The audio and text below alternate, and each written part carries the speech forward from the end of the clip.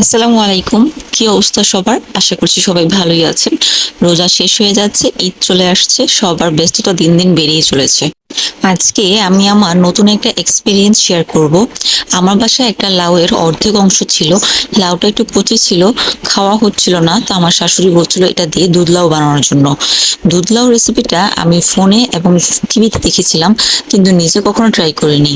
আর বিয়ের আগেও আমাদের বাসায় কখনো এটা বানাইনি। তো ইফতারের পর আমি লেগে পড়লাম দুধ লাউ বানানোর জন্য। লাউটাকে আমি একটা গ্রেটার দিয়ে গ্রেট করে নিয়ে ভালোভাবে ধুয়ে তারপর এটাকে আমি সিদ্ধ করে নিয়েছি। আর সিদ্ধ করা ফাঁকা ফাঁকা দেখলেই তো আমি একটু চা খেয়ে নিলাম। আমার একটু ঠান্ডা লেগেছিল, তো ভাবলাম যে সিদ্ধ হওয়ার ফাঁকে ফাঁকে আমি একটু চা খেয়ে নিই। ভালো করে সিদ্ধ হওয়ার পর এটা আমি নামিয়ে ঠান্ডা করে হাত দিয়ে চিপে চিপে পানিটা বের করে নিচ্ছি। আর এদিকে আমি চুলায় দুধ বসিয়ে দিয়েছি, দুধটা ভালো করে জাল করে নিচ্ছি। দুধটা ভালো করে জাল হতে হতে আমি সবগুলো লাউ ভালো করে চিপে চিপে পানি ফেলে একদম শুকনো শুকনো করে ফেলেছি। এরপর আমি একটা পাতিলে অল্প একটু ঘি দিয়ে নিলাম।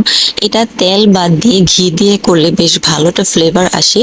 ঘিয়ের মধ্যে আমি কিছু গরম মশলা দিয়ে একটু ভাজা ভাজা করে নিচ্ছি যাতে ফ্লেভারটা খুব সুন্দর হয়। এরপর আমি চিপে নেওয়া সবগুলো লাউ এই ভাজা গরম মশলার মধ্যে দিয়ে দিলাম। দেওয়ার পরে এই লাউগুলো একটু ভালো করে ভেজে নিচ্ছি। লাউগুলো ভাজার জন্য আমি একটু সময় নিয়েছিলাম, কারণ যেন পানি পানি ভাবটা না থাকে। এই জন্য এটা ভাজা ভাজা করতে আমার কিছুটা সময় লেগেছিল। বিয়ের পর প্রতিটা মেয়ে বদলে যায়। আমি আমার নিজেকে দিয়ে তার প্রমাণ পাই। আগে অনেক কিছু ইচ্ছা করলো, কখনো রান্না করে যেতে ইচ্ছা করতো না। আর এখন কোনো কিছু খেতে ইচ্ছা করলে বা বানাতে ইচ্ছা করলে সাথে সাথে রান্নাঘরে যাই, সবার জন্য বানাই। এটার মধ্যে একটা অন্যরকম আনন্দ থাকে। আমার ভেজে নেওয়া লাউগুলো আমি এবার জাল দেওয়া দুধের মধ্যে দিয়ে দিলাম। দেওয়ার পর ভালোভাবে নাড়তে থাকলাম। কিছুক্ষণ পর আমি এই দুধ লাউটার মধ্যে একটু চালের গুঁড়া ভিজিয়ে সেই পানিটা দিয়ে দিলাম, যেন দুধ লাউটা একটু ঘন হয়ে যায়।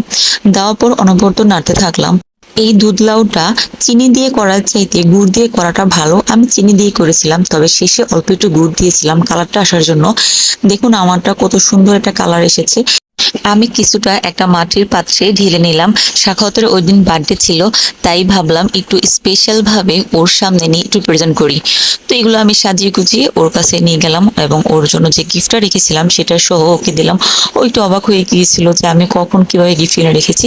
যাই হোক, সাফকাত আবার ওর বাবার সাথে দুষ্টামি করছিল। এরপর বাবা ছেলে দুজন মিলে আমার বানানোর রেসিপিটা ট্রাই করলো। আজ এই পর্যন্ত। ভালো থাকবেন, সুস্থ থাকবেন, আল্লাহ হাফেজ।